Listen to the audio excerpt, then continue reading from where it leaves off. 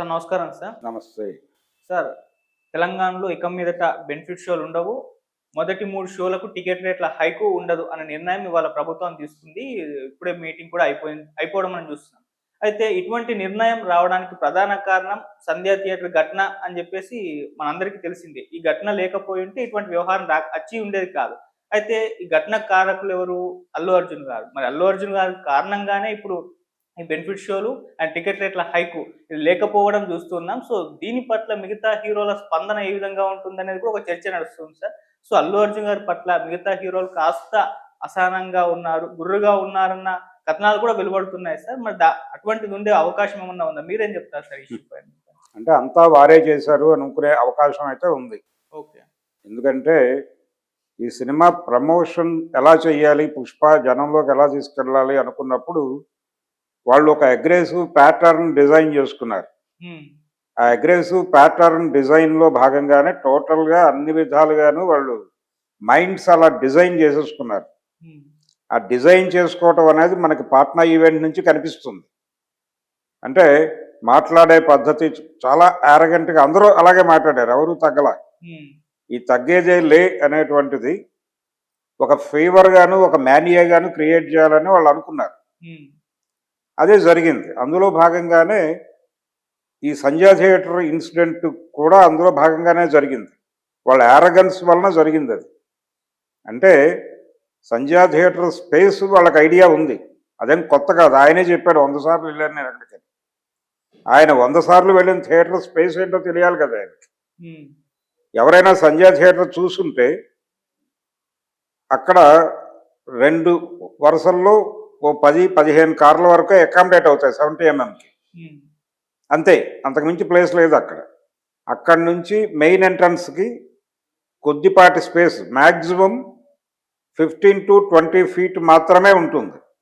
ఆ స్పేస్లో ఎంతమందిని అకామిడేట్ చేస్తారు వాళ్ళు? నువ్వేమో ఒక దండుని వేసుకుని దిగావు అక్కడికి. మీరు మెసేజీలు ఇచ్చి జనాల్ని పిలిపించుకుని మీ దగ్గరికి, మీ అభిమానుల్ని, ఆయనే చెప్తున్నట్టుగా వారి ఆర్మీని పిలిపించుకుని ఆర్మీ సహితంగా మీరు ముషీరాబాద్ నుంచి రోడ్ షో చేసుకుంటూ వచ్చి ఈ క్రౌడ్ని థియేటర్లోకి, అంటే ఆయన థియేటర్లోకి వెళ్ళే వరకు వీళ్ళు హడావిడి చేయటం అనేది ప్రోగ్రాం.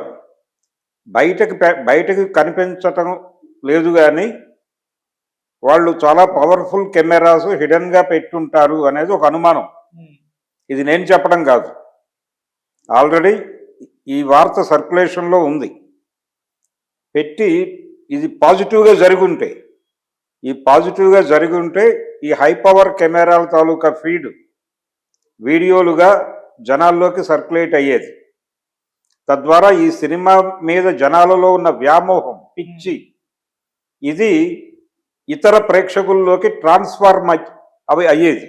ఆ ట్రాన్స్ఫార్మ్ చేయటమే వీళ్ళ ప్రోగ్రాం. ఆ రోజు అంతమందిని పోగేసి ఆ థియేటర్ దగ్గర హడావిడి చేయడానికి కారణమే అది. ఇన్సిడెంట్ జరిగాక ఇది ఆపేశారు వ్యూహాత్మకంగా. అందుకని మనకు ఆ వీడియో బయటకు రాలా. అవి వాళ్ళ దగ్గర ఉంది, ప్రొడ్యూసర్స్ దగ్గర ఆ వీడియో కలదు.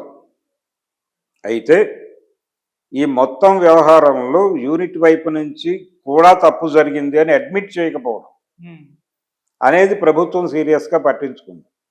మిగిలిన అన్ని విషయాల్లోనూ వాళ్ళ పట్ల కన్సిడరేషన్తోనే వ్యవహరించింది. టిక్కెట్ల రేట్లు పెంచుకోండి, మీ ఇష్టం అంది. బెనిఫిట్ షోస్ మీ ఇష్టం అంది. 9:30 నుంచి షోస్కి అనుమతిస్తే కొన్ని చోట్ల 6 గంటలకు కూడా వేశారు. అందుకు తగిన సాక్ష్యాధారాలు ఉన్నాయి. సో 4 ఆటలు, 3 ఆటలకు పర్మిషన్ ఇస్తే 4 ఆటలు వేశారు కొన్ని చోట్ల. 9 o'clock షోస్ కూడా ఇదే రేట్లు అమ్మిన సందర్భాలు ఉన్నాయి. సో మిస్యూజ్ చేశారు. ప్రభుత్వం ఇచ్చినటువంటి ఒక రిలాక్సేషన్ని మిస్యూజ్ చేయటం వలన ఈ రోజున ఆ 3 ఆటలకి పర్మిషన్ అనేది లేచిపోయింది. సో అది యాటిట్యూడ్ ప్రాబ్లం. అది ప్రొడ్యూసర్స్ నుంచి దొర్లిందా, ఎవరి నుంచి దొర్లిందా అనేది పక్కన పెడితే, face of the cinema hero. So ఈ ఇన్సిడెంట్, సంధ్యా థియేటర్ ఇన్సిడెంట్ కూడా face of the incident Allu అర్జున్గా మారటంతో ఆటోమేటిక్గా industry target. Already MAA association నుంచి ఒక వార్న్ చేశాడు ఆయన విష్ణు. అల్లు అర్జున్ గురించి ఎవరు మాట్లాడకండి, ఐదర్ పాజిటివ్ ఆర్ నెగిటివ్ అన్నాడు. అంటే ఏమిటి? స్పందనలు వద్దు అంటే ఇండస్ట్రీ నుంచి ఎవరు మాట్లాడదలుచుకోలేదు. మాట్లాడితే అల్లు అర్జున్ మీద నెగిటివ్గా మాట్లాడాలి. అవును. మాట్లాడటం కరెక్ట్ కాదు అని అందరూ అనుకున్నారు కాబట్టి మాట్లాడలేదు. అంటే అతని పట్ల సాఫ్ట్ కార్నర్ వాళ్ళకి ఇంటర్నల్గా లేదు, కానీ ఇండస్ట్రీ సాలిడారిటీ రీత్యా వాళ్ళు కన్సిడర్ చేస్తున్నారు అంతవరకే. ఇంటికి వెళ్ళి పరామర్శించిన వాళ్ళలో ఒక్కళ్ళు మీడియా ముందుకు వచ్చి మాట్లాడకపోవడానికి కూడా కారణం అదే. చిరంజీవి నోరు తెరిచి మాట్లాడకపోవడానికి కారణం అదే. ఈరోజు మీటింగ్కి వెళ్ళకపోవడానికి కూడా కారణం అదే. ఆయనే ఆర్గనైజ్ చేశాడు ఈ మీటింగ్. మనకు అందుతున్న వార్తల్ని బట్టి చిరంజీవి గారే ఎవరెవరు వెళితే బాగుంటుంది, ఎవరెవరు వెళ్ళి ఏం మాట్లాడితే బాగుంటుంది దాకా ఆయనే డిజైన్ చేశాడు అనేది కూడా ఒక వార్త బయట ఉంది. నిజం కావచ్చు అది. అలాగే భారతీయ జనతా పార్టీ ఐటీ సెల్కు చెందినటువంటి ఓ పెద్ద మనిషి, అంటే జాతీయ ఐటీ సెల్కి సంబంధించినటువంటి మాలవీయ అనేటువంటి ఒక వ్యక్తి ఈ బెనిఫిట్ షోస్కి అనుమతించి 3 ఆటలు 4 ఆటలు వేసుకుని వచ్చిన డబ్బుల్లో రేవంత్ రెడ్డి గారి వాటా డబ్బులు ఆయనకు అందకపోవడం వల్లనే ఈ థియేటర్ ఇన్సిడెంట్ని సీరియస్గా పట్టుకుని గొడవ చేస్తున్నాడు అని మాట్లాడాడు. ఇలా రకరకాల దాడులు జరిగిపోతున్నాయి ప్రభుత్వం మీద. అందుకనే ఆయన కొంచెం కాన్షియస్గాను సీరియస్గాను రియాక్ట్ అయ్యాడు. ఆ రియాక్షన్ వెనకాల ఒక పెయిన్ ఉంది, దాన్ని అర్థం చేసుకోవాలి ఇండస్ట్రీ. అర్థం చేసుకుంది కాబట్టి, అంటే అవతల వ్యక్తికి ఆ పెయిన్ ఉంది, ఆయన ఆ పెయిన్ నుంచి రియాక్ట్ అవుతున్నాడు తప్ప వ్యక్తిగత కక్షతో కాదు. ఆ వ్యక్తిగత కక్షతో అనే ప్రచారం జరుగుతోంది, వ్యక్తిగత కక్ష కాదు అక్కడ. బీఆర్ఎస్ బీజేపీ ఆయన్ని రకరకాలుగా పుల్లబొడి చేస్తున్నారు ఈ ఇన్సిడెంట్ అడ్డం పెట్టుకుని. చనిపోయిన రేవతి గురించి సింపతి లేదు ఎవరికి, ఆ బెడ్ మీద ఉన్నటువంటి శ్రీతేజ్ గురించి సింపతి లేదు ఎవరికి, పిల్లవాడు అలా పెట్టుకుని భార్యను కోల్పోయినటువంటి ఆ భాస్కర్ పట్ల ఎవరికి సింపతి లేదు. ఈ ఇన్సిడెంట్ నుంచి ఏ ప్రయోజనం పొందుదామనే తాపత్రయం. ఆ తాపత్రయంలో భాగంగా పార్టీని టార్గెట్ చేయటం బీజేపీ ప్రోగ్రాం అయితే, రేవంత్ రెడ్డిని పర్సనల్గా టార్గెట్ చేయటం బీఆర్ఎస్ ప్రోగ్రామ్గా మారింది. ఈ సఫకేషన్ నుంచి సీఎం గారు ఈరోజు కాన్షియస్గా నో బెనిఫిట్ షోస్ అన్నాడు. నిజానికి గేమ్ చేంజర్కి బెనిఫిట్ షోస్ మీద ఆయన హోప్ పెట్టుకుని ఉన్నాడు దిల్ రాజు గారు. డాకు మహారాజుకి బెనిఫిట్ షోస్ ఉంటే మా పరిస్థితి కొంచెం తేలికంగా ఉంటుంది, మేము తేలిక పడతాము, లేకపోతే మాత్రం కొంచెం ప్రాబ్లం ఫేస్ చేయాల్సి ఉంటుందని నాగవంశీ మొన్న ఆవేదన వ్యక్తం చేశాడు. ఇప్పుడు లేవని తేలిపోయింది. ఏపీ గవర్నమెంట్ దీని మీద వ్యతిరేకంగా స్పందించే అవకాశాలు అయితే లేవు. డెఫినెట్గా వాళ్ళు కూడా దీన్ని కన్సిడర్ చేస్తారు. కన్సిడర్ చేసినప్పుడు అక్కడ కూడా ఉండవు. అయితే ఒక గుడ్డిలో మెల్ల మీరు మల్టీప్లెక్స్ల్లో వేసుకోండి ప్రీమియర్స్ కావాలంటే అనే ఛాన్స్ అక్కడ ఉంది, ఇక్కడ లేదు. ఇక్కడ ఏం చేస్తారంటే ఈ నష్టాన్ని భరించడం కోసం మల్టీప్లెక్స్ల్లో స్క్రీన్స్ పెంచుతారు, షోస్ పెంచుతారు మొదటి 2 రోజులు.